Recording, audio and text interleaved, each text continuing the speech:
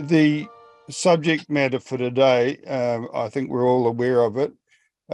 It's very delicate, and we want to hear from two or three people,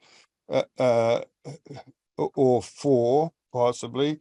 Um, we want to hear from Teresa first, and then Judith.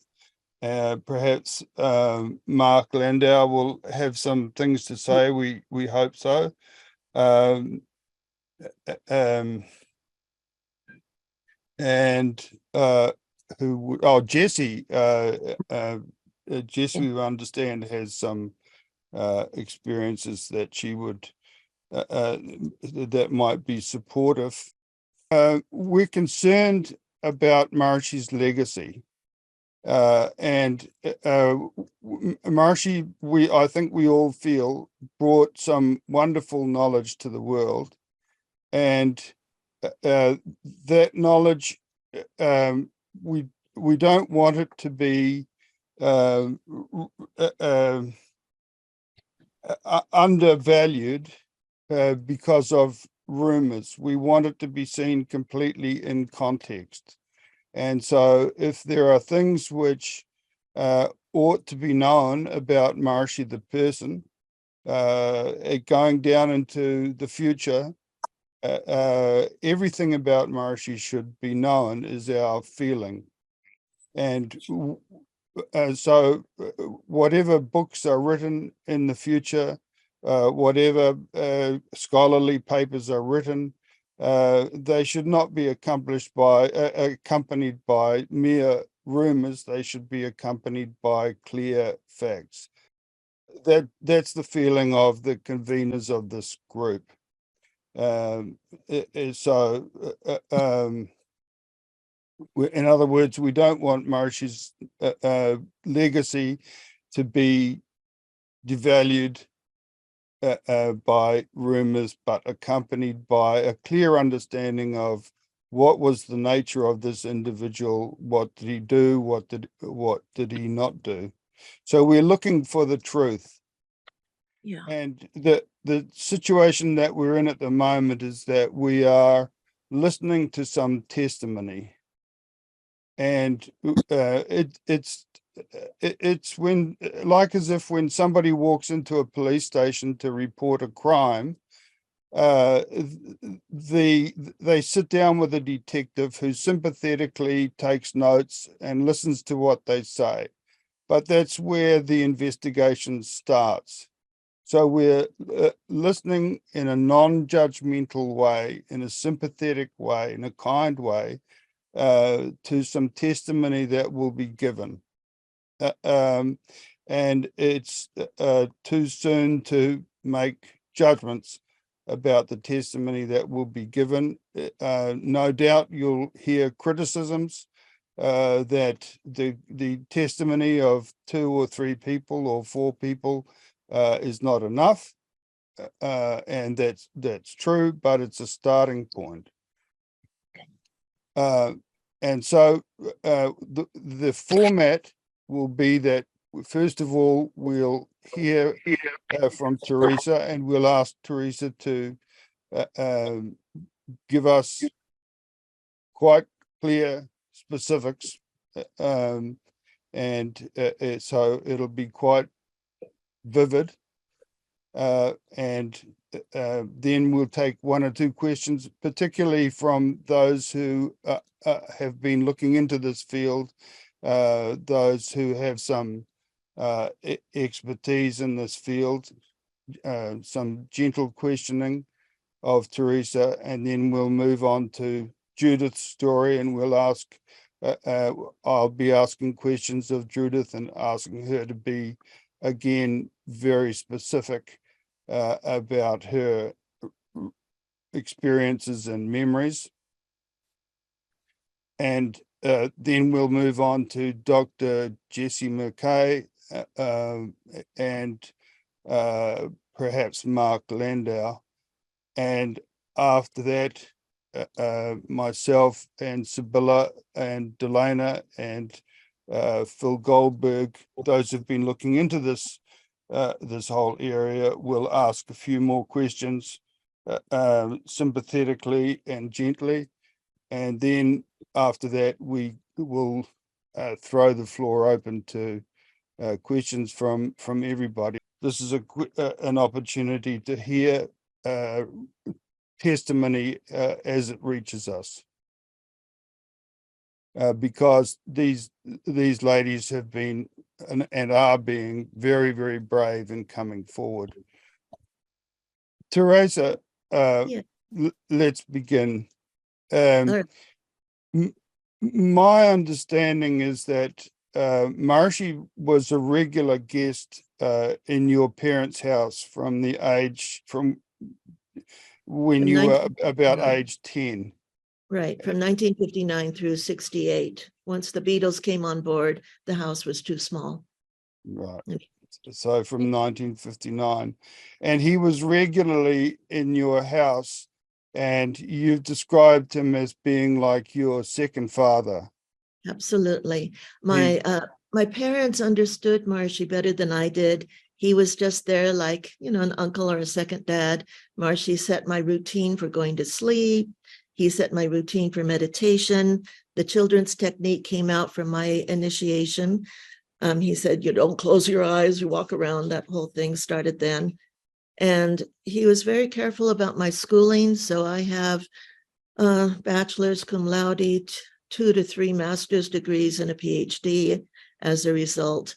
For some strange reason, he put me into the news service as the director of the news service. All I had ever read of the news were comics. So I had no background whatsoever, but I learned through experience how to accomplish press conferences and things of that nature. And Gary, I think you have some pictures of Maharishi and Teresa in the early years from age 10 onwards. So tell us what happened on one evening when you were 19. All right. I was a junior, I think, at that time. I graduated in 1970 and got my master's in 71. So I was a junior at UCLA. Both my parents were there, and that's where they met. And that fuzzy thing you see around my mother is her aura that was checked scientifically, and it was confirmed. It's a blue light. It was very sweet. Maharishi said he gave her a special gift. Sorry, I get esoteric. I apologize. I was raised that way. Anyway, I came in to his room one night, usually to give him tea or something of that nature, if he wanted it, or water. And he said to close the door, which I did. It wasn't any unusual thing at that time. That's at Disneyland in 1959, I think it was. And I'm there eating the ice cream. We went on all the rides that children never go near. Everything was slow, but we had a good time anyway. I'm trying to remember the exact details, just closed the door. And then, I sat on the floor and he was on his bed. We started talking and then suddenly he said, remove your blouse. And what did I know? I had only understood what a master is at age 15 when I read Yogananda's book, Autobiography of a Yogi. And so whatever Maharishi asked, I did. And I removed my blouse, and he had me remove the bra, and he looked at my breasts, and I didn't know what was going on. I thought maybe this was a test of my purity, a test of my spirituality. We were raised Catholics. My parents were Catholics. Turns out my mother was also 100% Jewish. She never told us. I found out later here at MIU. And I have double guilt. So I was there feeling very strange. And then Maharishi had me get on the bed with him and lay down with him. And I thought I was supposed to kiss or something. And he said nothing on the lips. So I didn't know what was going on, but it was very pleasant, very soft. And then suddenly he moved his hands and put into my hand his penis. And he said, "You adjust." Now, I'm a virgin, I'm Catholic, I have guilt. I was thinking, and my mom thought, that I would just simply become a nun because of my childhood background with a monk. So I had his penis in my hand, and I had no knowledge, no education, no experience. I had nothing to tell me. And he said, "You adjust." I didn't know what that meant. So I had to tell him I really didn't know what that meant. And he accepted it. Always, he was very kind. And he sent me to go and rest. And so I'm sort of dumbfounded. One thing I left out is that my parents were 10 feet away in their bedroom. And had they gone back to the walk-in closet or where my father had his desk, they could look out the window and see everything that was going on. It was just easy to look right at Marshy's windows, which of course you want to know what the master's doing. So it was a little bit more guilt added to everything else. And slept okay, no problem that way. And the next day he was going to go up to Boulder City, Nevada to visit with Curly and Georgette Smith, whom my parents had initiated. My mom had initiated. She initiated about 5,000 people. She opened up 15 centers in the United States, and this was one of them. And when the time came to decide who was going, Marshy beckoned to me and said, "Teresa, come." And he took me with him. It was a small plane. And suddenly I'm being treated very differently from a 19-year-old student. As you said, Brian, sort of like a celebrity, and feeling even more guilt as a result. And we get up to the Smiths. They have a lovely lunch set up for him, and they're meeting and talking. And I'm confused completely and totally. Why am I there even? And then we flew back and we meditated, or I meditated in my room. And then Marshy called for me again. And so I went, okay, I'm going to wear my nightgown this time. It's almost covers me more than anything else. And I went in and he said, "What is that you have on?" And I explained, "This is what I sleep in at night." And then he said, "Remove it." And so there I was again with hardly anything on. And he was going to have me come on the bed. And I simply said to him, "Marshy, I can't do this. You're a monk in the Catholic tradition. If a girl sleeps with the monk, she'll go to hell. It's a mortal sin. I cannot sin by sleeping with you." And he understood, and he left me. And that was pretty much it in terms of having. He had you lie down on the bed first. We almost got there, but No. I just blurted it out. I couldn't help myself. Mm-hmm. The first night was the night when we were close on the bed together. And I don't tell a lot of people these stories. I'm just going to tell all of you now. First of all, people look down on me as if there's something wrong with me that Marshy wanted to sleep with me. Second of all, I didn't tell many men because of the lust that formed in their eyes afterwards. And I just couldn't deal with it. I had Gandharvans from MIU come and visit at my home, and they expected to sleep with me. When I went to India, we went to Kashmir, and the boatman wanted to sleep with me. I don't know what vibe I put out, but Indians are attracted, you might say. And it caused a lot of problems later on. I've carried a stain in my soul ever since that event. And I did my best to hold back and let others move in so that I would be in the background and not bothering Marshy as he accomplished his mission. And did you ever tell your parents? He told me not to tell them. And so I never did. Good heavens. When did he say that?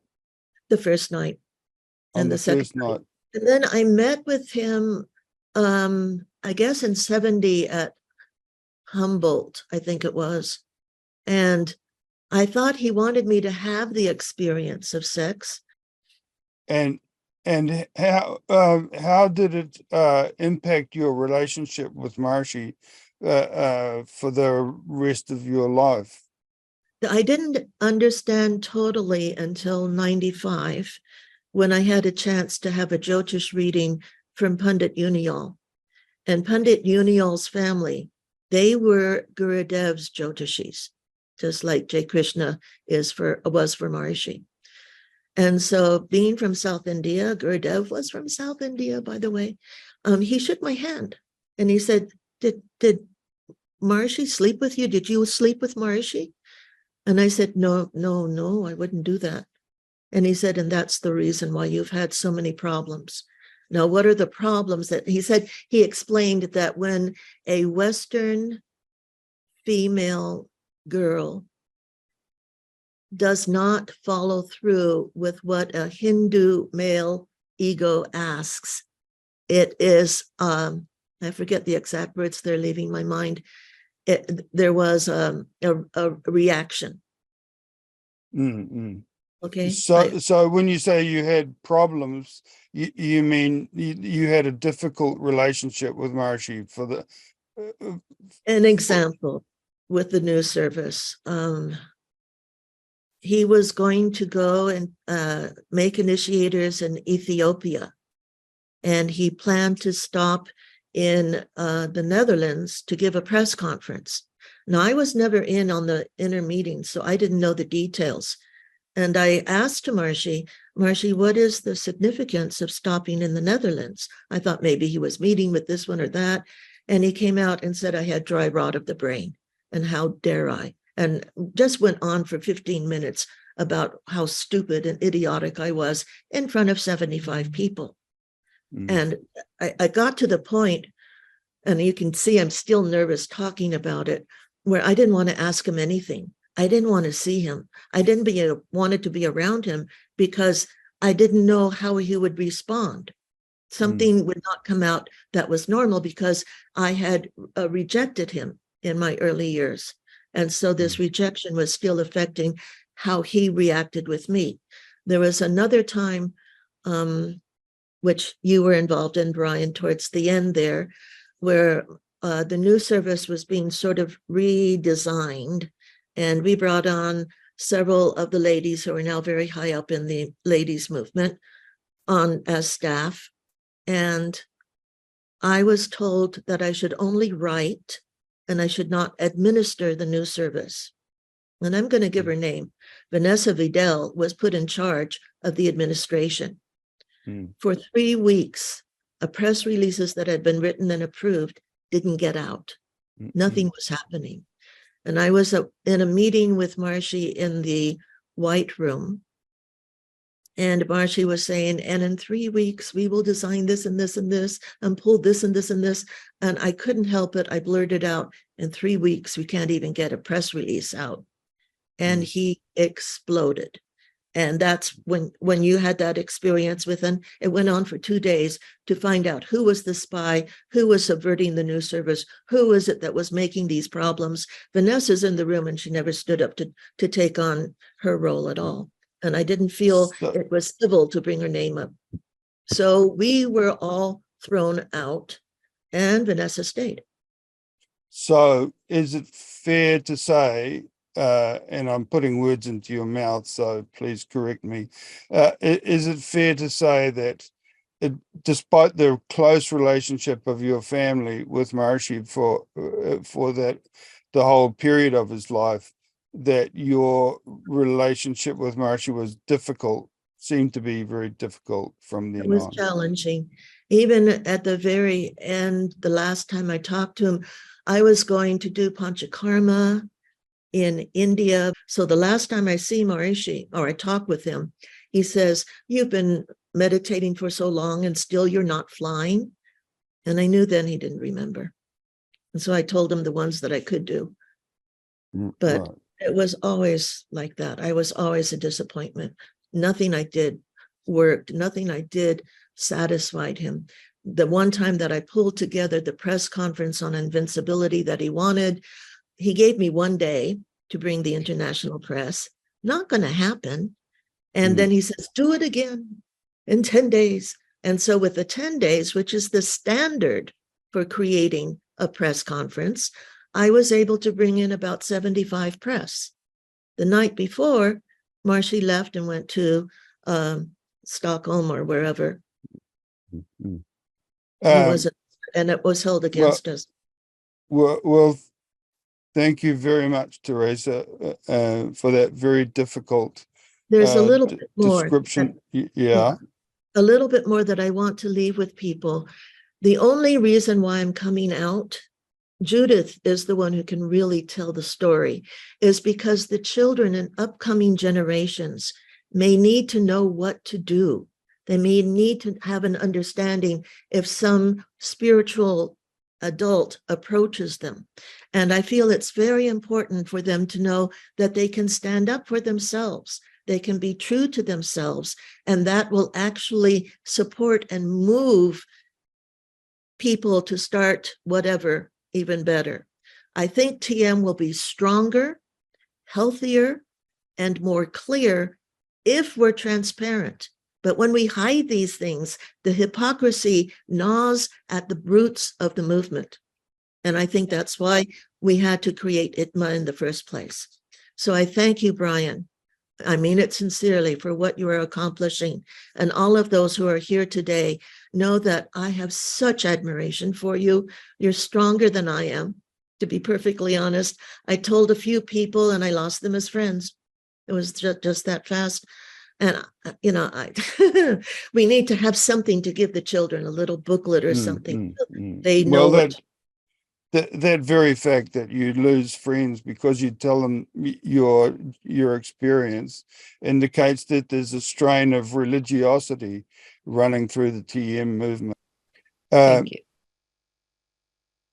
In that case, Judith, we'll move to you. I think many people, once again, Judith, thank you so much for being so brave and coming here to tell your story. We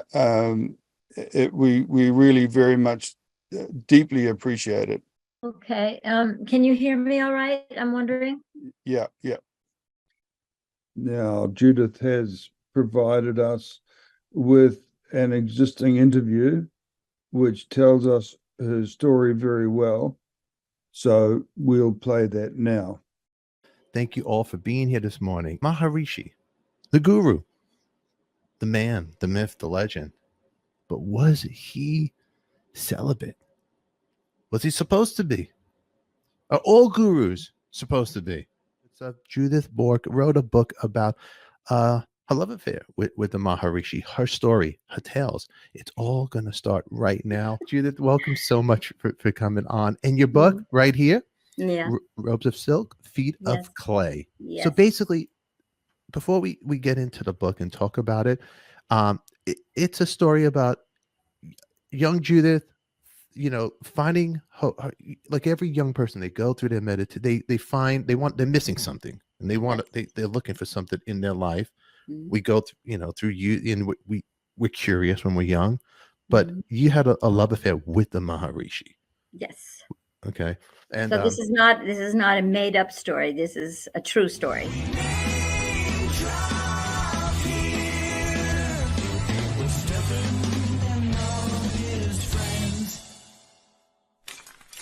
The story you're about to hear is true. Well, I was 20 when I started meditating. And you could say that that's where the whole thing starts. I saw an advertisement in the newspaper. I was going to university in Boston, and I saw a picture of a bearded man, and it said, lecture on transcendental meditation as taught by Maharishi Mahesh Yogi. And I didn't know really what a yogi was, so I looked that up, and that came from yoga, and yoga meant union, and then transcendental meant going beyond, to go beyond. And those are very exciting and interesting concepts to me. So I decided, all right, I'll go to that lecture. And then when I went to the lecture, which was held by a man named Jerry Jarvis, he spoke about experiencing the source of your thoughts in meditation. You could experience the source of your thoughts. And I thought that really sounded interesting. I mean, he was also talking about, there were a lot of students there. He was also talking about how students would get better grades and, they'd improve their intellectual abilities. But it was that this is a way you can experience the source of your thoughts. That really got me interested. So that So I started meditating, and then gradually I found out that you could become a teacher of meditation.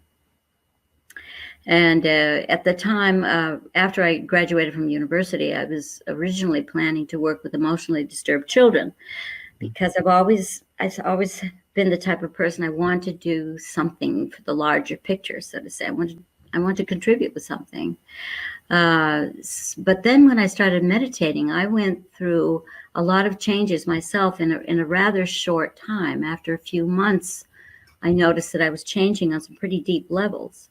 And that, when I found out that I could become a teacher of meditation, I thought, this is the best thing I can do for the world. This is faster. So that's when I decided that I definitely want to become a teacher of meditation. When I decide I'm going to go to India, I am preparing for a deeply spiritual experience. That was what I was expecting. For me, Maharishi was, at that point, he was my master. I mean, I hadn't met him, but all the talk about him and all the benefits I'd gotten out of my meditation, I was sort of seeing him as a living prophet, really, comparable perhaps to Jesus. I was raised Catholic. So in my mind, it was like a living apostle or a living Jesus, someone who was this holy and yet alive in my time. That was such an exciting idea to me. So I was expecting a very deep spiritual experience. And then what happened was a very human experience. Yeah. So to my surprise, from the very first, Maharishi called us all down to his home, all the students of, who were going to become teachers of meditation. He called us all down to his home, and he decided he was going to have a brief chat with every single one of us. And on the way out of the room, he looks at me and he says, "Come."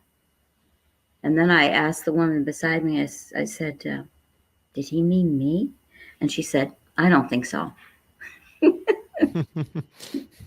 So because I was by the door, it turned out that I was the very last one. So then when I went finally to have my interview, he said, "What took you so long?" And I said, "Well, I had to wait my turn." And he said, "I was waiting." And that surprised me. That really surprised me, because he started to treat me as though I was special somehow from the very beginning. Yeah. And I really did not expect that. That whole thing took me by surprise. And then he started, he sent his skin boys, his assistants, to come and fetch me and come and spend time with him at his home. And one thing led to another. I basically felt very, very chosen, very special. And I was seduced by that, you could say. Yeah. How long were you there before the affair started?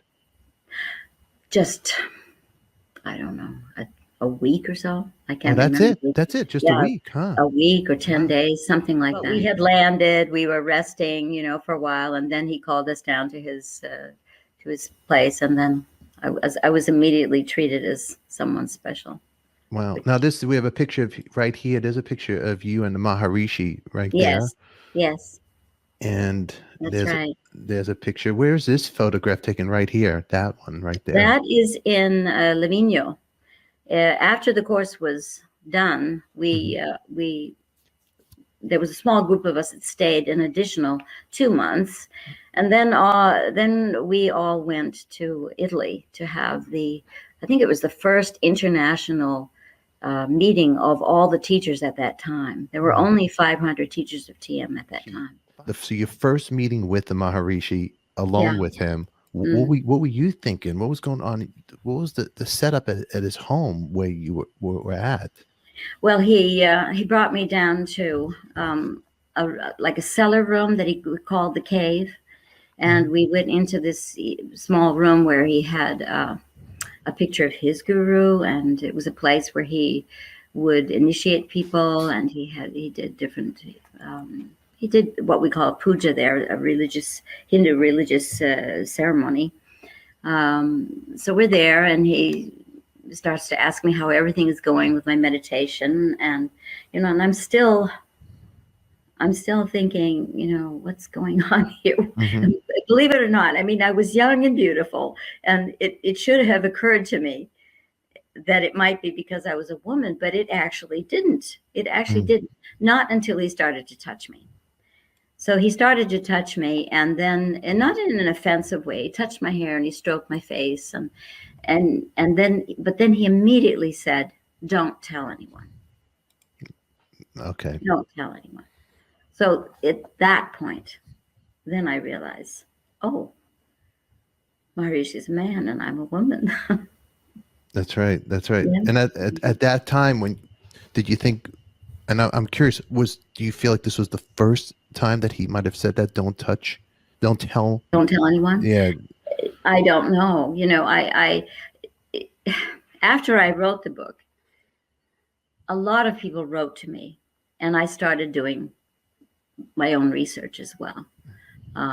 Books were starting to come out. People's stories were starting to come out, and all of that I hadn't gotten into before I wrote my book. Yeah. But from what I understand, there was always people around him would notice that there was an interest in women. And there was also supposed to be a woman before me who later came out in a newspaper article and said that she had had an intimate physical love affair with Maharishi, and that he had actually taken her virginity and all of that. That woman is not alive today, so there are a lot of things I still don't know. Yeah.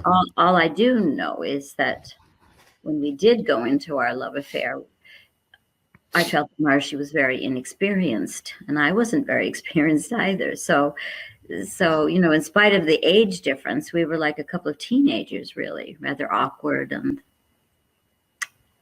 And he was, how old was he at this time? Would you say? He was about 52, I think. And you? At that 22. You were 22. Wow. Mm. He could have been your father. Yes, he could have been. Right? Yes, he could have been. At that time, and so what year was this around, you would say? This is 1970. 1970. Yeah. So the affair that the other lady who's not here anymore, did that happen around when the Beatles, or around that I've time? heard different times. I've heard that it was initiated 68, but I've heard 69. It's hard to dig out these details. Yeah. Some people are not when around. people are gone. Yeah, Yeah. when people have left the planet. So I mean, before your story, there was rumors, apparently, and that was one of the reasons why the Beatles left, because they had word yes, that the Maharishi wasn't all what he was. He was a man just like them. yeah, A man with knowledge, a man who knew how to talk and manipulate, or whatever you want to say. I mean, things like this have been going on forever. So when your first experience, when he said, don't tell, what went on in your head? Were you a little scared? You feel like this was wrong or right? as I recall, I think that I was just in such a state of awe. I was so blown away by, my God, this is my master. This is my God. This is a living prophet, and he loves me. Mm-hmm. That's basically where my attention was. I understood, obviously, that I shouldn't tell anyone. But I don't remember spending a lot of time. I wasn't. I've read Mia Farrow's book, and I've often reflected on, when he put his arms around her, she pushed him away, and I've often thought that was a much healthier response, actually. Yeah. She pushed him away. Yeah, but I felt special. It was as though my neurotic needs were being fulfilled. Mm. Now, over here, I read that you asked him what would happen if you got pregnant, and I was surprised by his answer. Yes, yeah. He said, "Get married quick." Get And married. then I said, "Married to who?" And then he said, "Some good choice in the movement." Wow. Yeah. So So then, obviously, by that point, the affair has been going on for some time, and at that point, when I get that answer, of course, it was hurtful to me. yeah, It was hurtful. devastating to hear. Yeah. Mm, mm. And then when you when you were alone afterwards, what was going on while you were there and alone thinking about this? Here you're having this love affair with him, and then when you go back to your room, what was going on in your head at that time? I was just so I was just so involved with the now.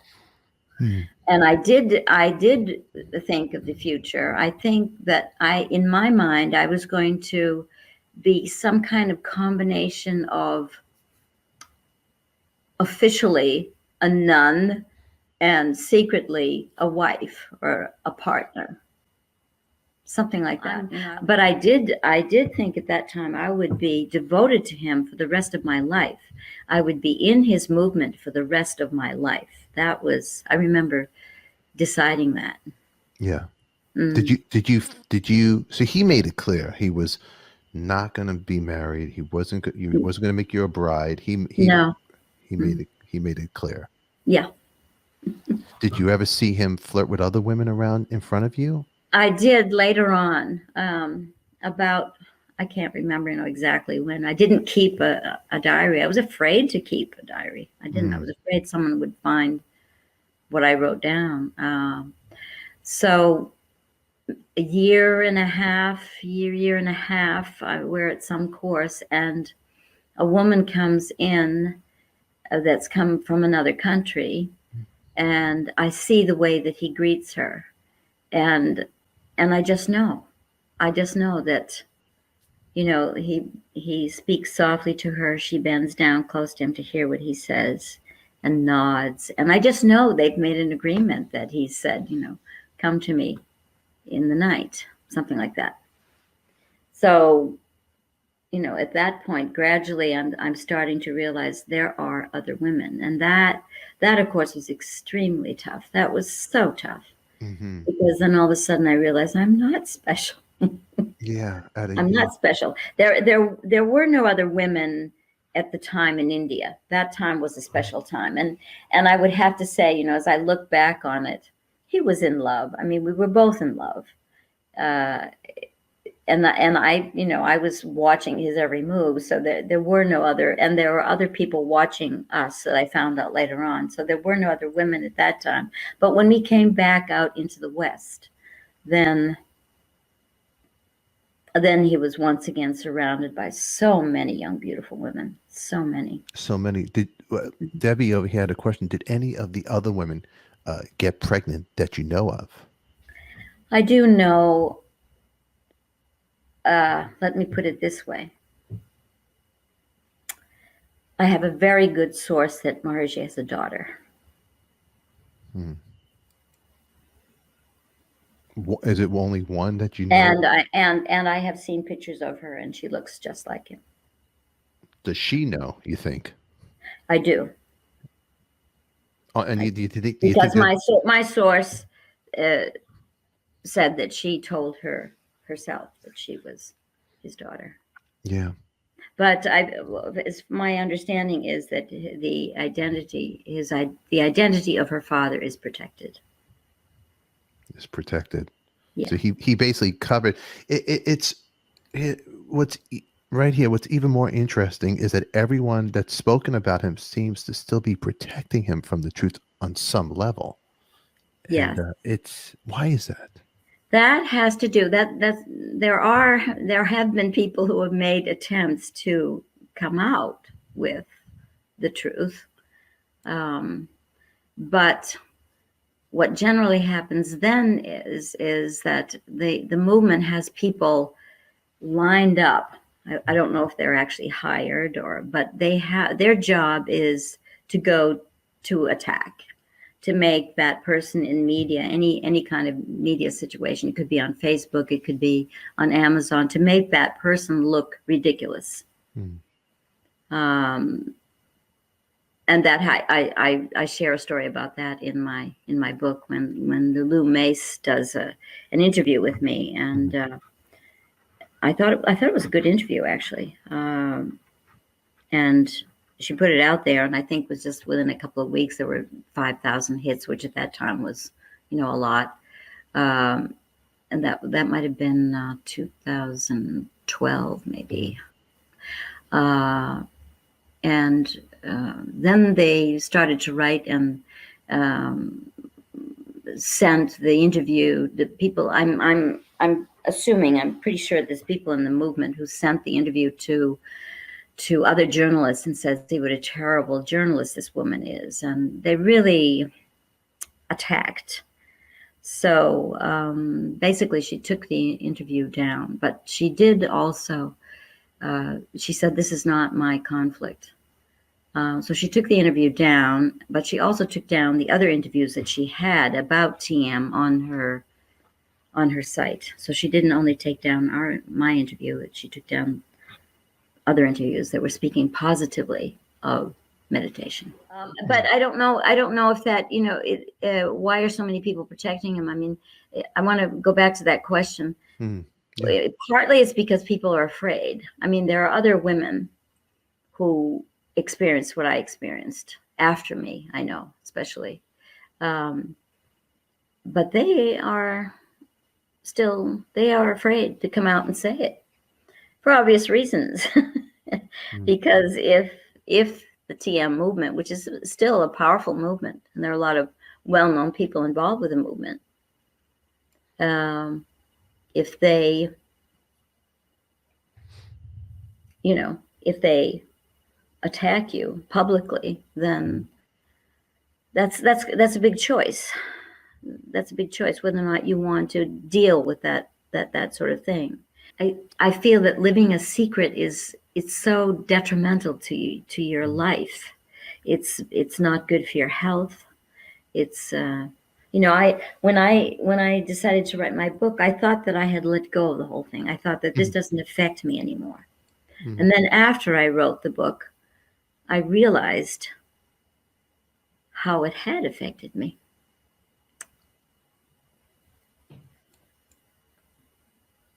All this emotion came out afterwards. Yeah. Excuse me, but okay. Even though I've been working with this book now for 10 years, yeah, I did finally realize that it had hurt me to lie for someone else for all those years. The audience, Judith, is courageous for coming forward. I agree. Debbie, I admire Judith for coming forward. Thank you. Thank you. Debbie, incredible story. Thank you. When was that moment when you decided, okay, I had enough, I have to leave? What was that last moment for you? I can remember that. I remember that moment, and it probably happened about 6 months before I actually left. But at this point, I realize, or I suspect, that there are other women, and every day when I'm around, I was around Marsha for 2 years. I was in the inner circle for 2 years, and I had work. I was a secretary to Jerry Darbus, and I was just there all the time, and but I would always get myself all fixed up and as beautiful as I could be. Perfect clothes, perfect makeup, in anticipation of whether or not I would meet Maharishi. And then one day I just realized, my God, my state of mind is completely dependent upon whether or not Maharishi is nice to me today or not, whether he gives me any kind of special attention, whether or not he shows me that he loves me, I just realized this is ridiculous. If I stay here, I'm going to be miserable for the rest of my life. And I'm so thankful that I got that insight. And then I just decided, I've got to go. I have to leave. Your parents, were you just couldn't talk to them on that part, or did they? Do you know, my parents are both gone now. That's another thing that's emotional for me, because all of a sudden one day after I wrote the book, I realized they were gone when I wrote it. I realized I didn't tell my parents. I never told my parents. And that also made me realize that I had been ashamed. I'd been ashamed. All those years, I'd been ashamed. Mm.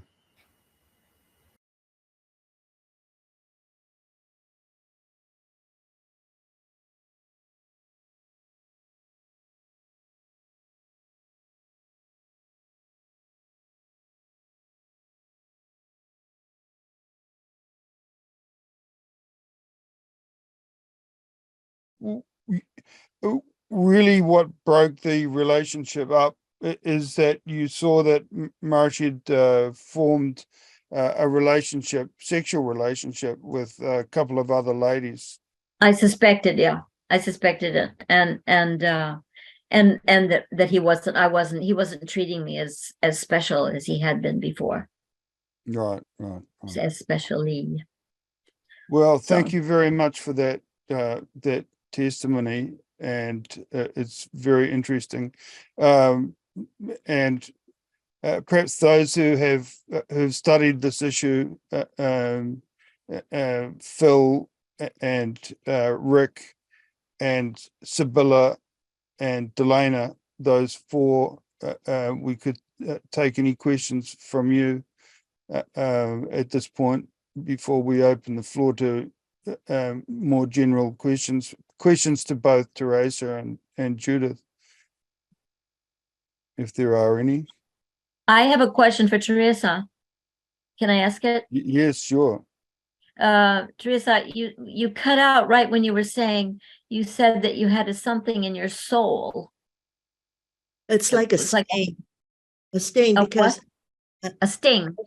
A stain. Like I got stained by this experience, and it affected everything I did, everything I thought.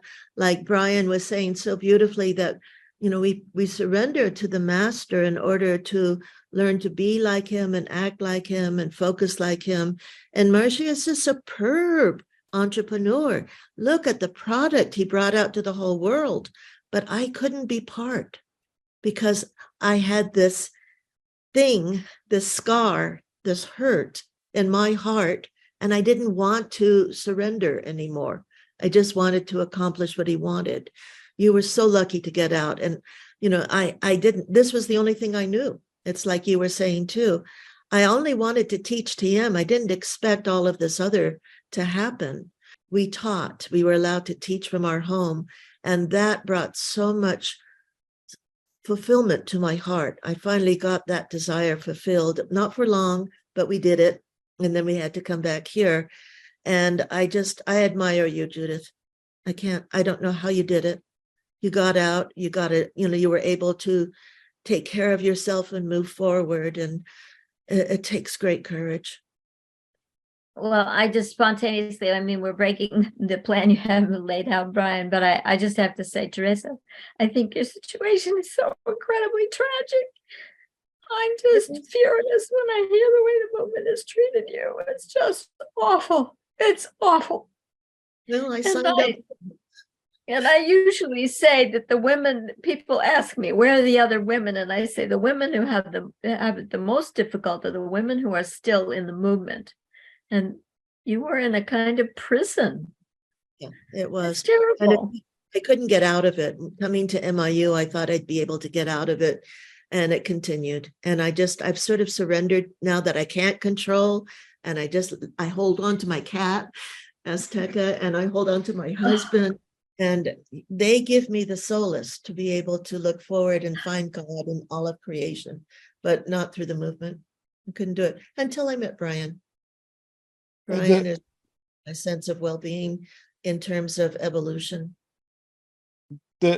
Yes, the movement is a very strange place where, their modus operandi, strangely enough, is to smear and to deny and to attack, and for what, and you can hardly figure out for what reason.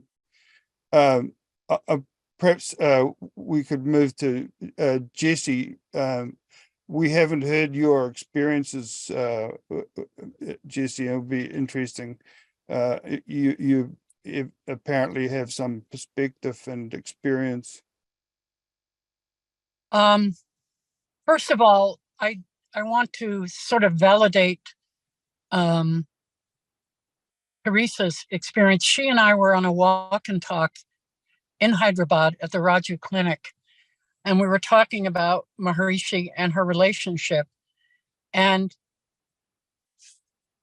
I remember very clearly how her whole ambiance changed. And she said, it's been a very complicated and difficult relationship.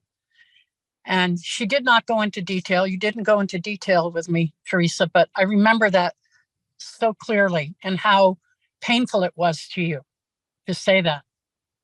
So I just kind of wanted to validate that.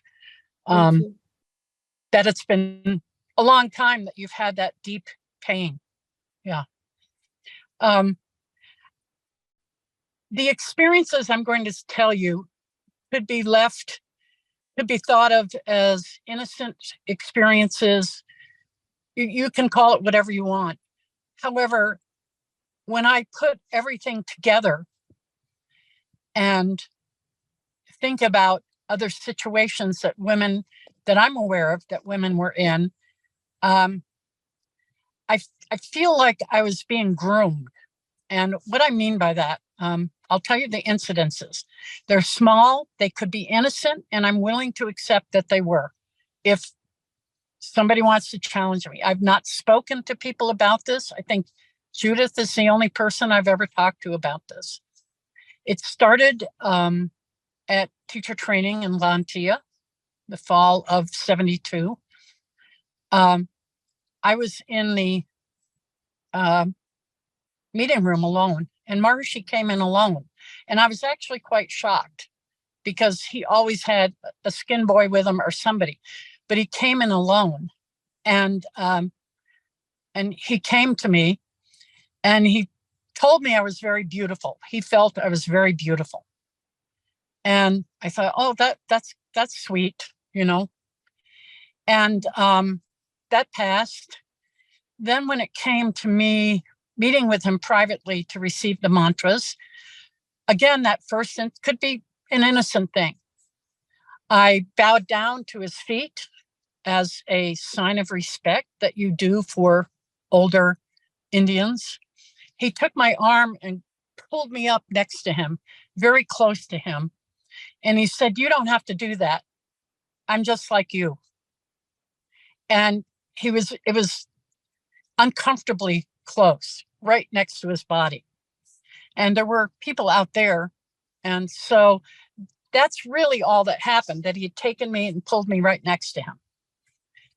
Then on a 6-month course, there were several occasions where I was walking alone in the hallway and Maharishi appeared and he would stop and look me up and down, just stand there and look me up and down.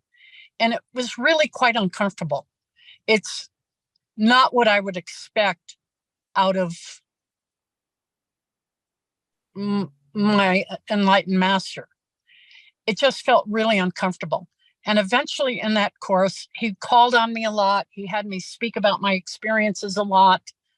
And eventually he invited me to his room.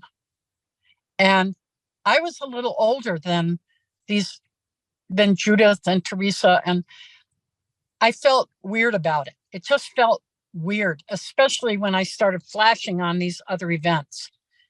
And I didn't go. And there was some initial interest from him and me staying on to Vedic studies and all that. But then I essentially, you might say, rebuffed him. And that whole thing shifted. And he said, don't stay for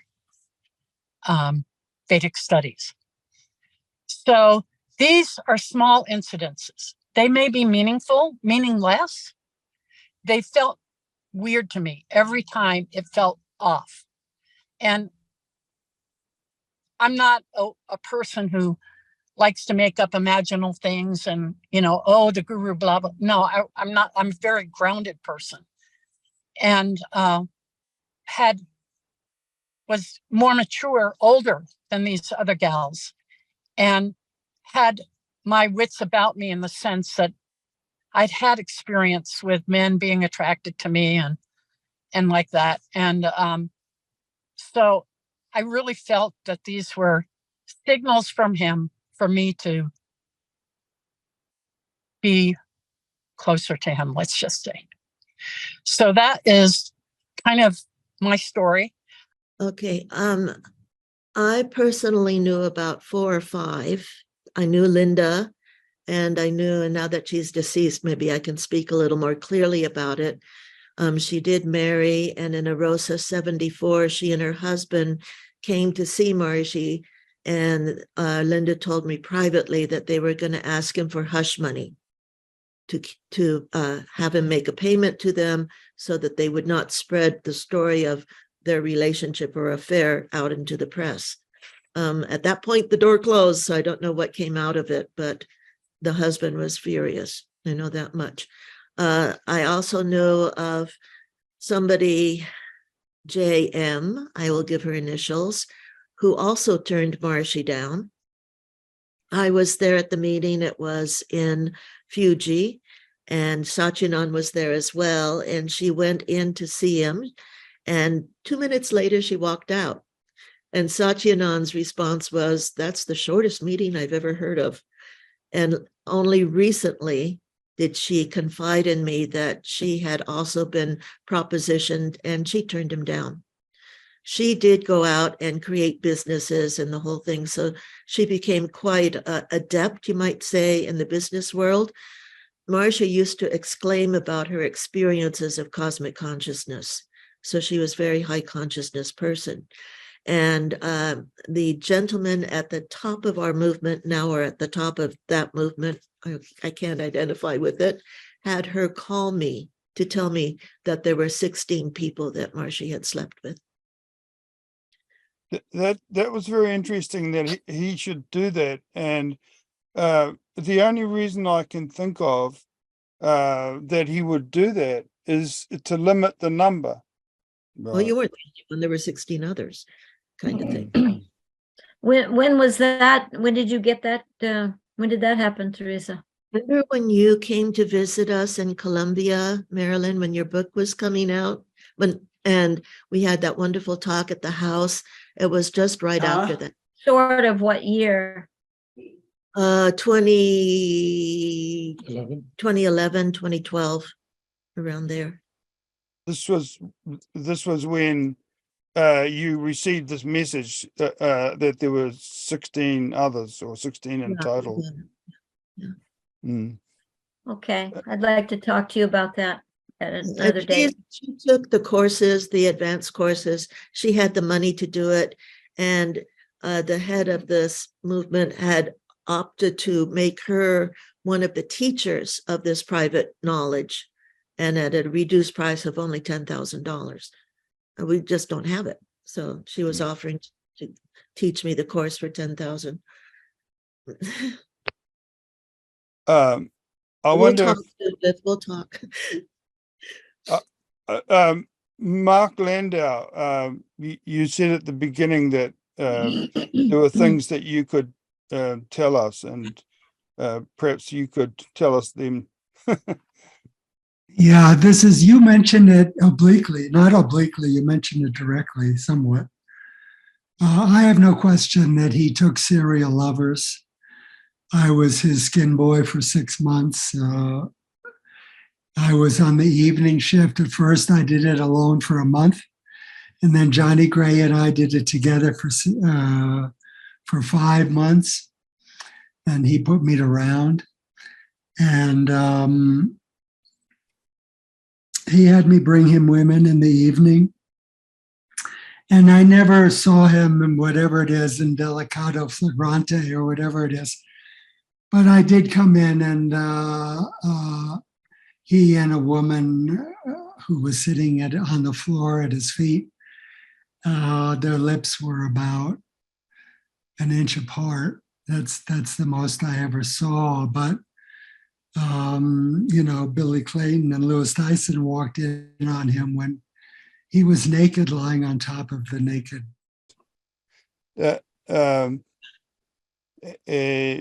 Perhaps, Phil, do you have any questions? I was not an insider back in those days, so I didn't know anything. But there were rumors, and I remember the variety of responses to the rumors. But what I can say is, when I did my research for American Veda, I learned about Guru's sexual misbehavior from at least half of the gurus who came in the 60s and 70s and who had sizable followings. And I interviewed a lot of people about him, about what had happened, and the commonalities of behavior and the responses among the devotees is kind of striking. I also wrote, as many of you know, a biography of Yogananda, and there's stories about him from the 20s and 30s, but I was never able to verify them, so those could be rumors and innuendo. But there are people arguing over whether Yogananda had affairs nearly 100 years ago. So, we're dealing with very, not just delicate, but incendiary stuff that people care about a great deal. And one of the things that's different about this and Maharishi is that most of us are just hearing about this 40, 50 years after the fact.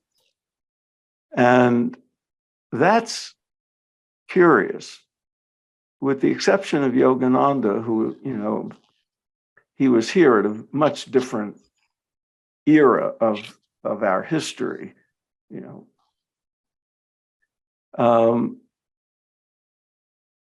The other ones, Muktananda, Satchidananda, Swami Rama, Amrit Desai, well, that came in the 90s.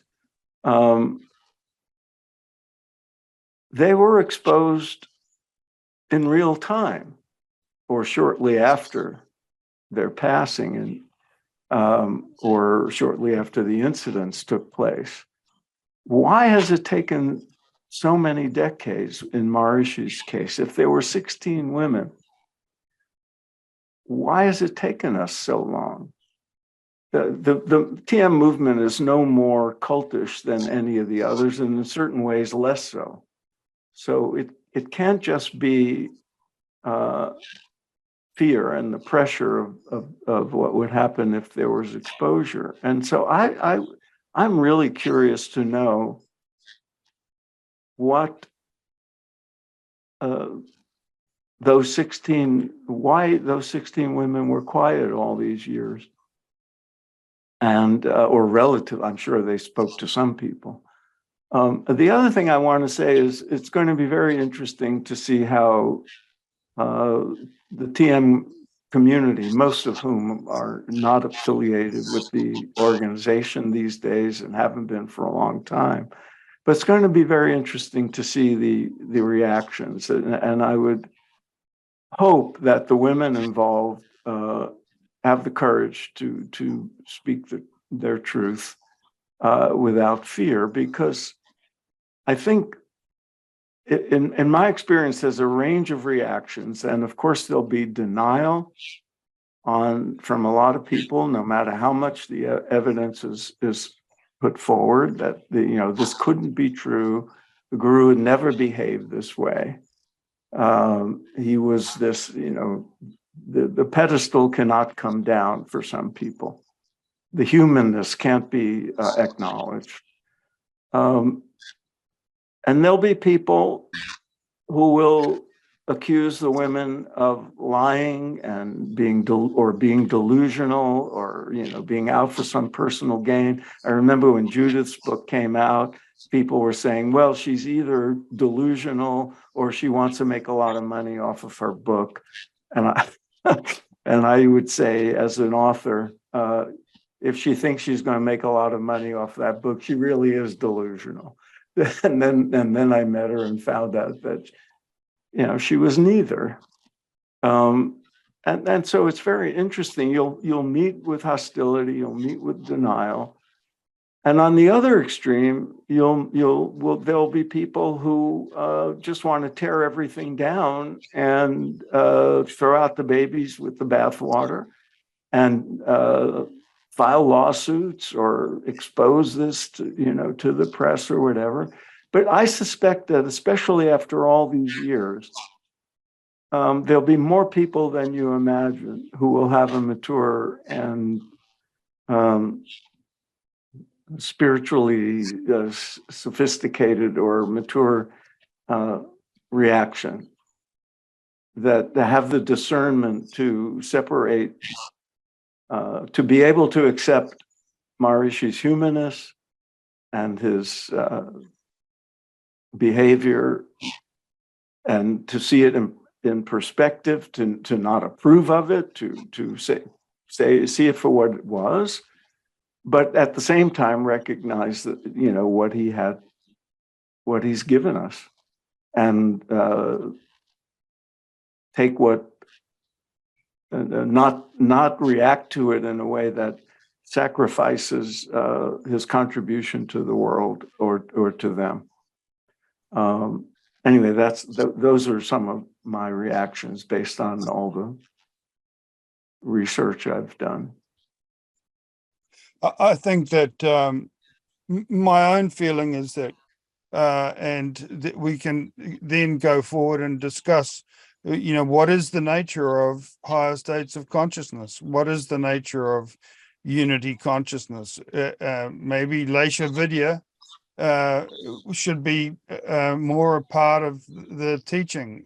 How can a person who appears to have amazing spiritual abilities, and certainly a gigantic intellectual ability, have these very human weaknesses? And who, we understood that the experience of the absolute, of pure abstraction, was far and away enough to satisfy a human, and that it came along with a spontaneous right action. And so how do we, there's no way that serial seducing and abusing, because a 60-year-old man selecting young women one after the other, there's no way that there's no universe in which that is spontaneous right action, or action in accordance with nature.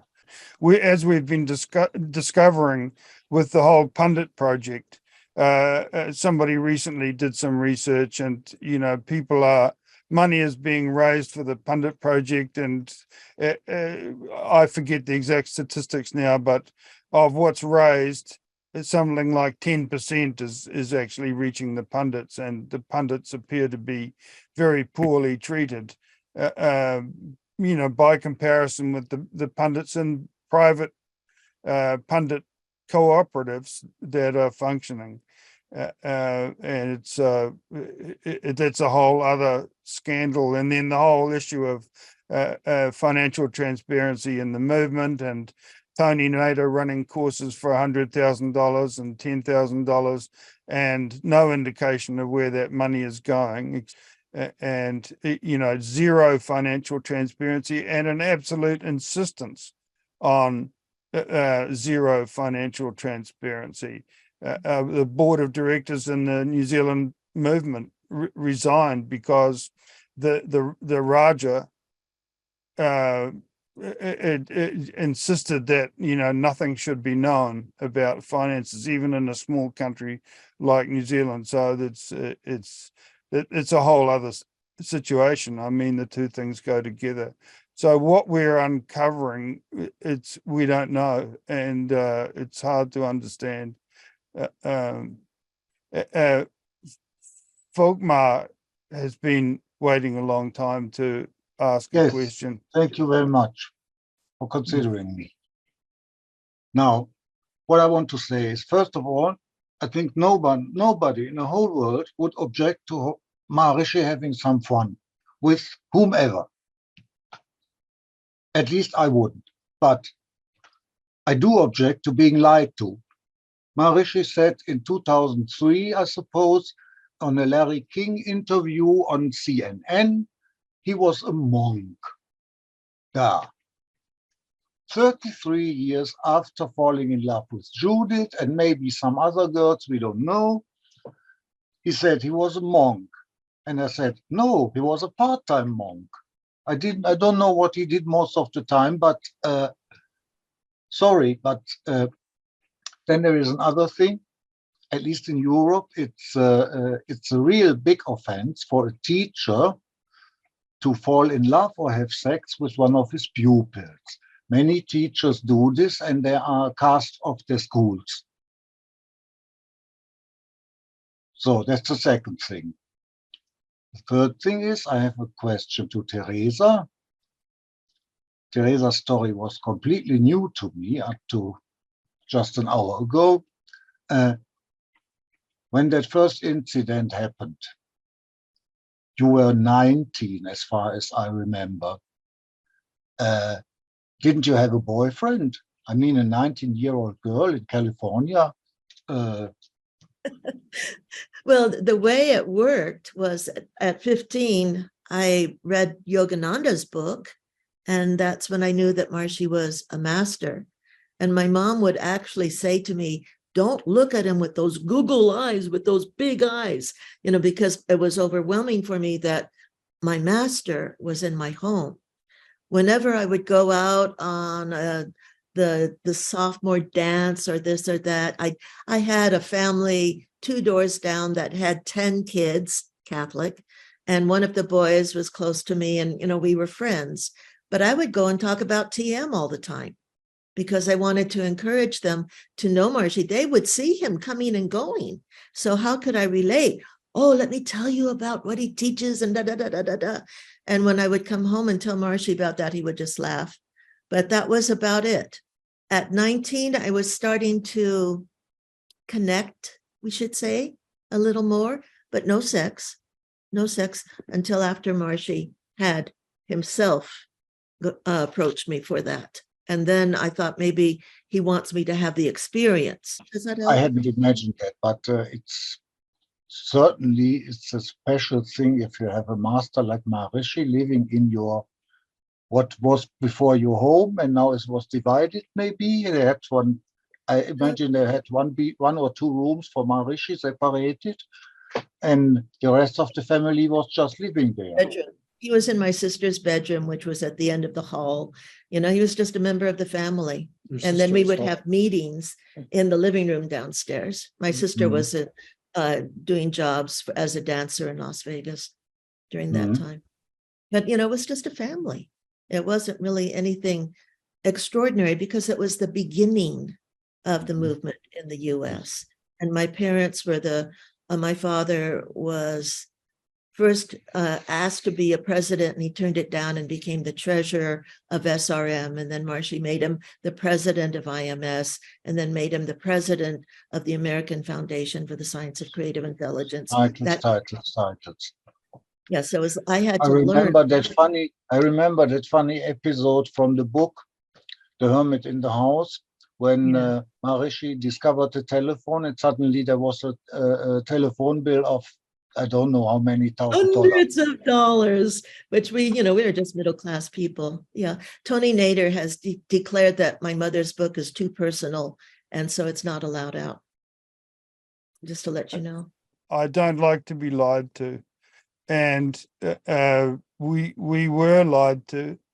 And, I spent 50 years of my life dedicated to a perfect master who turned out to be, what can we call it? Because is there any imperfection in the universe, but below my standards and below the standards of my parents and my community. And what I would like to know, and I'm not sure that it's an honorable desire, but I would like to know who knew and when did they know it? And who were the people who decided that they had the right to conceal this from the rest of us? Who were the people who decided that there would be a two-tier movement? We are intelligent people, and we are well qualified people. We deserve to know. We deserved to know, and we spend our lives living a lie. And I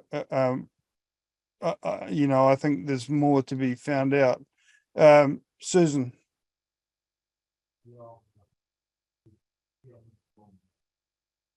First of all, I want to acknowledge Teresa. Teresa, you are so brave. I'm so touched that you actually have come out finally. And I think your coming out is going to help a lot of women to, maybe take a baby step in coming out. There definitely are at least 15 women. I mean, I have the list. I know who they are. And I knew them. And I'm sure there's a lot more than 15 or 16. And they need to speak up. It's been difficult to keep claiming that this happened when people just don't believe it.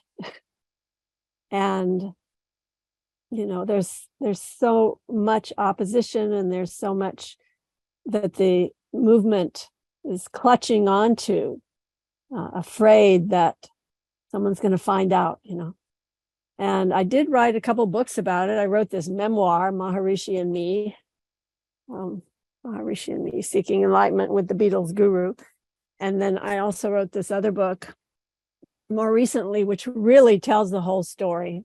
This is The Inner Light, How India Influenced the Beatles. And this one, it's told by the songs, that the Beatles wrote. And the longest chapter in there is my Sexy Sadie chapter. And that one really goes into great depth. There were 4 women who were right there with the Beatles, who Maharishi made a pass at. Right there, one of them, he fondled their breasts. Another one, he tried to get her to come. He kept saying, come closer, come closer, come closer, and then she shied away. She went backwards. And then, of course, there was Mia. And then, of course, there's RB. So there were several women. There was a reason why the Beatles left. And one of the reasons had to do with the fact that they found out that Maharishi had made a pass at one of these women. So, this is real, folks. This is real. This really happened. So I really hope that these women will have the strength that they'll come out. They're afraid. You asked, why aren't people speaking up? They're afraid. They don't want to have to go through the hell that Judith went through, being criticized, being said that she's crazy, being called out as a nutcase. They don't want that. And also, they're pretty old by now. They're over 70. They don't want that kind of crap in their life at this point in their lives. So they just don't want to speak up. But Teresa, you know, we've cracked the egg. I hope that a lot of other women will fry the egg I and hope so. come out. Well, it was difficult. It still is, Susan, and I felt your support from the minute I heard you were going to be part. I know what you're doing, and I thank you. It helped me so much. But even the fellow who rents from us and has for 5 or 6 years, he said, "Oh, aren't you all going to be sued? All the negative group, aren't you all going to be sued for doing Yeah, this?" they're And that's what afraid. he's heard. And Fairfield is a cult. The police have acknowledged it as a religious cult. The people here shun me, because I'm too negative, because I'm honest. They don't understand that honesty is not negativity. That it's a very difficult society to be different from, or to know something of this nature, because the attacks are real. And that's why so many people don't come out. At this point, I've retired from the entire TM movement, literally. And that's the only reason why I felt I could come out, because there's very little they can do to hurt me anymore. And when I come to be with such wonderful people in this group, it gives me solace. It also gives me strength to be able to stand up and speak truth to the people in this town. It's very difficult, very difficult. And frankly, my health is being affected by it at this point. So thank you, Susan. Thank you. I think, use my name, please. And if you contact these people personally, say, I'm not doing it for us. I'm doing it for the upcoming generations, because the children who are more enlightened than we ever were, even though I was born in a family of yogis, I still don't consider myself anywhere near where some people are and where the upcoming generations are. They need to know what to do if they get confronted by a similar situation. And we know it exists, but we don't know what to do. So I'm begging all of you to come up with some ideas, some suggestions of words or comments that we can use. If the guru says, don't tell anybody, go out and tell everybody. And it gets stopped. Now, nip it in the bud is what Marcia used to say to me, nip it in the bud. So if we can nip this in the bud for the upcoming generations, what a great service to the divine. That's the way I look at it. But I'm not shocked by this allegation, because my teacher in Vastu and building architecture, Stapachaveda, went to be with Maharishi for, I think, about 6 weeks, some period of time, to help straighten out the program that they were doing. And he told Maharishi and publicly lectured on it to the whole group about the profound science behind building architecture, Stapachaveda, and the 5 Vedas that are part of Stapachaveda, and the mathematical order, all of these things, and how Vastu structures actually can lead to enlightenment. And Maharishi was very, very fascinated by all of that. It came time for my teacher, Dr. V. Ganapati Stapati. It's not Stapati, it's Stapati. To leave, to go to the airport. And he was sat in the back seat of a car on the way to the airport with a Brahmin priest on each side. And the priest said to him, one of them said, "This is very powerful information you're telling us."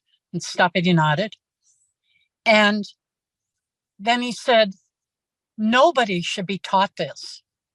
And part of the reason is that it's quite contrary to a lot of stuff that Maharishi Stapachaveda was saying. It was contrary to that, and a bit contrary to other TM knowledge. And the priest looked at my teacher and said, "If you teach this to anybody but a few Brahmin priests like us, it could be very dangerous for you. Do not teach this publicly. My teacher, Dr. Stoppity, knew that that meant he would be poisoned. He would be killed. This is coming directly from his mouth. He personally told me this. And Maharishi called him a lot. And I was there when Maharishi called him. I was there on the telephone, having Maharishi begging him to come back to Vlodrop. And he wouldn't. My teacher wouldn't. He said, I will be poisoned. So that's my story about that. Well, this is a whole other dimension, and thank you very much for opening it up, Mark and Jesse. Gary, you've been waiting some time to. The context of my question, well, actually I have two, and just very quickly, at some time, I'd really like to know how Jerry Jarvis felt or was aware, but that's a secondary thing. The context of my question is, as Brian would tell you, very forward thinking, because that's really where my attention goes into how we deal with these things in the future. One of the points that's come up as an observation for me is how culture has played a part, because in New Zealand, which is fairly much, well, it's a combination of the European and the Native Maori culture, but it's predominantly European. And when we see people come from cultures where in their homelands, life was very tightly controlled, and they come to New Zealand and there's all this freedom, and suddenly they have great difficulty dealing with it. And I just wondered, would this have ever happened with Maharishi if he had never left India? You know, would have cultural constraints not allowed it? And you know, is it something we need to be aware of if we are, as an organization of the future, to deal with, let's say, experts from one culture coming into a culture that is great difficulty. So I think there was a problem perhaps with the pundit boys in MIU as well. They actually locked them away, you know, lest they be experience difficulties. Gary, I could answer a couple of your questions there, if I may. Go ahead. Yeah, Jerry, I had sent my book to Jerry, and then I met him at this this dinner party that a fellow named Chuck Blitz organized. He invited me over, and then after he invited me over, he started to create this dinner party, and a lot of old-time Tiamers came to that dinner party, and Phil was there. And Jerry had not read my book at that point. There were 2 dinner parties, 2 evenings in a row. And I had worked, you know, personally with Jerry. I thought he was incredible. I mean, that was a man of ethics. You know, he didn't fall into a lot of the bad behavior of the rest of the movement. But at any rate, the second night, Chuck put me beside Jerry, so we talked. The first night, he kind of, I felt like he, you know, we just didn't talk much. But the second night, we did talk because Chuck put me right beside him. And then I found out he had not read my book, and he said, you know, if I were running the movement, then I would also be worried that your book would harm the movement, but then I'm not running the movement. And then many years later, I found out through 2 people, one was David Katz and the other one was John Miller, that they had conversations with Jerry where he had asked them if they believed it, and then he shared that he did believe my book. So obviously he had read it, and then they both told me that he had accepted it and believed it. Unfortunately, I never got to discuss it with him after that, but So that's that. And then what was the other issue that you brought up, Gary? About the influence of culture and Oh, I'm yes. not looking at it as Yeah. any excuse, but more how we deal with such things in the future. Yeah. Because, Maharishi was heavily influenced by his culture, and I think a lot of people in the movement don't think about that. That they just say, "Oh, he's our fantastic and our great master," but they don't really see how much he was influenced by his own culture. I know that he said to the woman who came after me, who I call Belinda in my book, he had said to her, "All Western women are loose." Yes, I So, think that I mean, you know, you were asking, would all of this have happened if Maharishi had not left India? That could be a valid question. look, Yeah. I understand that because in my family, I have a family member who had a relationship with an Indian man, and many of these things that we're seeing here were evident there, and that's why I'm curious to know, is this a cultural issue? As I said, not to justify it, but to understand it, because we're perhaps dealing with good and bad coming out of the East, and we want the good, but how do we manage it so that we don't have as a byproduct negative things?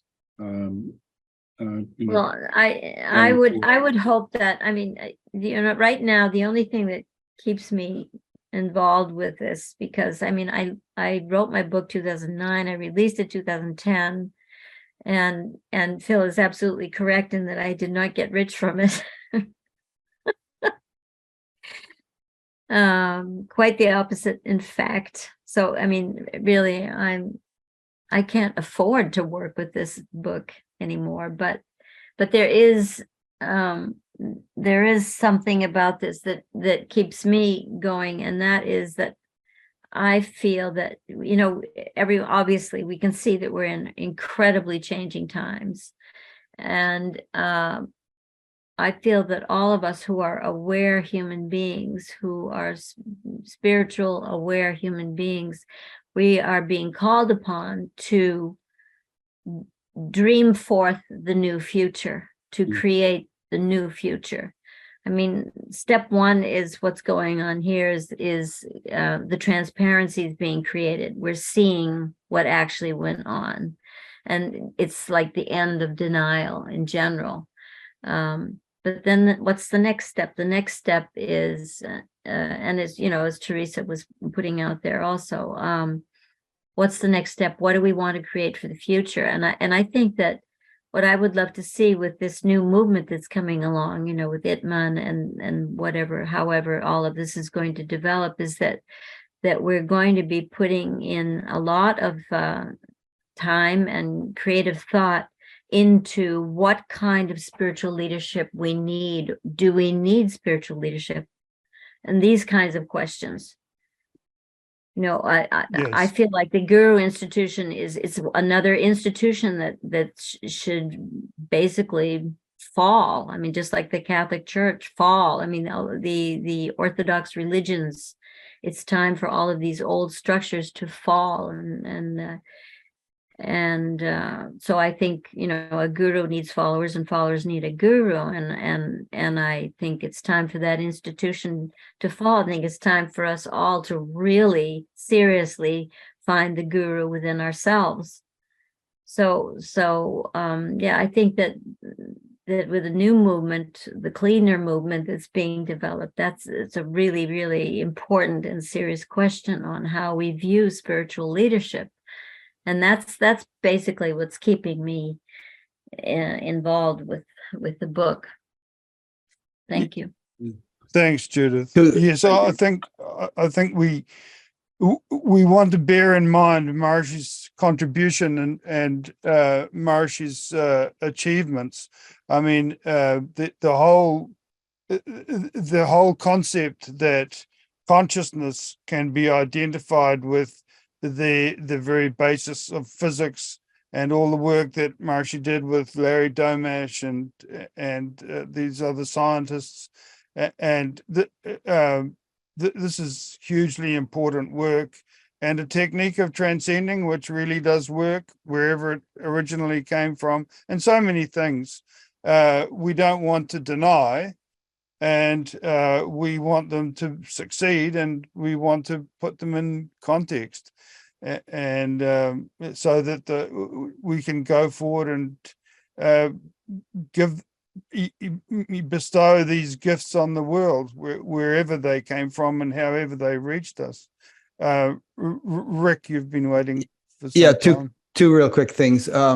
Phil and I are involved in an organization called the Association for Spiritual Integrity, and I just popped a link to that in the chat. And it's been going for a number of years now. We have about 500 members and a number of organizational members. And so check that out, see if it interests you. And then also he and I and one of the other leaders of that group are going to speak at a conference at Harvard Divinity School next week entitled Uses and Abuses of Power in Alternative Spiritualities.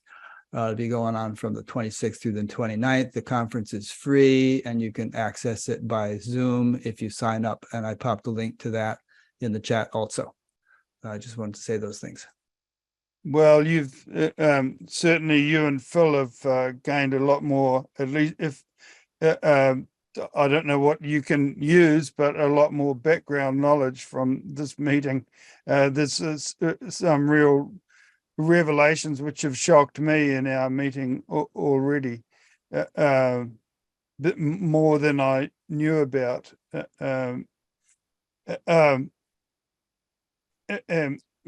Delana. I also want to ask you, Susan, I hope that your book is easily available because I want to read it. And you say you have 15 names, you know who these people are, and I'm wondering if that actually does appear in your book. Yeah, so I think, well, yeah. So obviously I could not name people without either the fact that they gave me permission or that they were a public figure. In other words, their name was elsewhere described. So no, I didn't name the 15 women in either of my books. And my books are available on Amazon or anywhere that you purchase books. One of them is called Maharishi and Me, Seeking Enlightenment with the Beatles Guru. That's my memoir. And the other book is called The Inner Light, How India Influenced the Beatles. I'll put the names of the books here in the chat.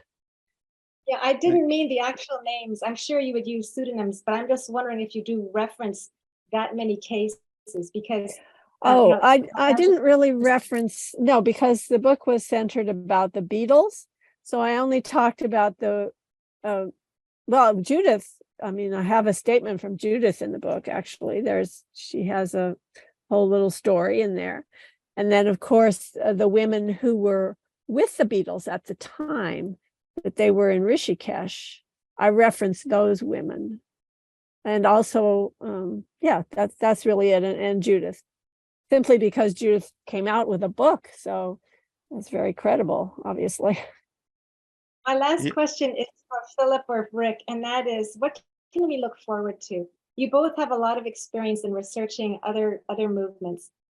So we're in the investigative stage, but can you give us some examples, some outcomes besides, you talked about Kripalu on, the last time, but what comes out of this? In my son's mind, the movement will never be as big again. In his generation, they don't believe in big groups, big organizations. They've been through too much. They're too cynical. They've seen too much. It'll be smaller. But what can you tell us as far as transformation on the other side of this tunnel?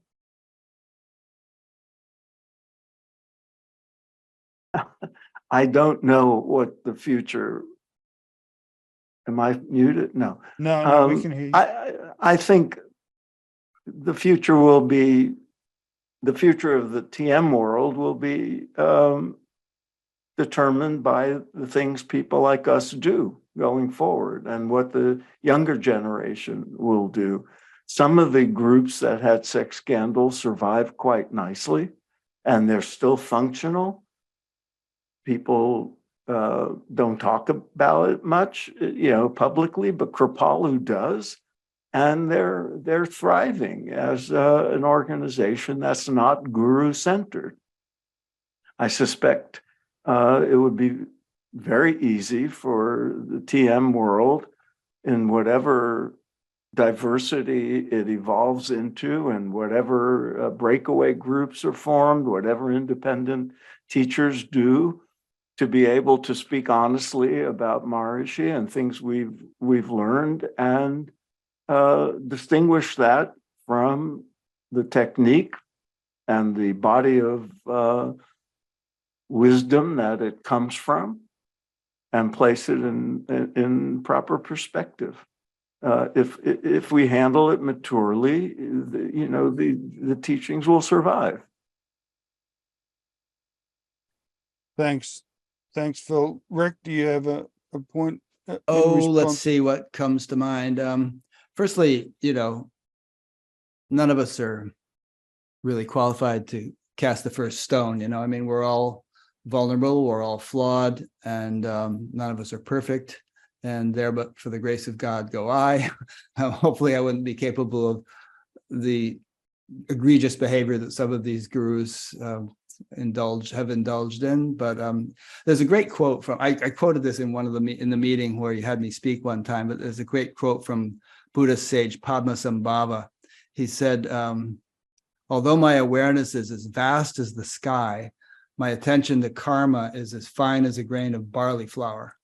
In other words, you never get to say, I'm so cosmic, I can do whatever you want. You actually have to even be more careful. In fact, Maharishi said that. He said the judge gets punished more than the common man if he commits the same crime. I don't think that's true, but he said the higher your level of evolution, the more careful you have to be.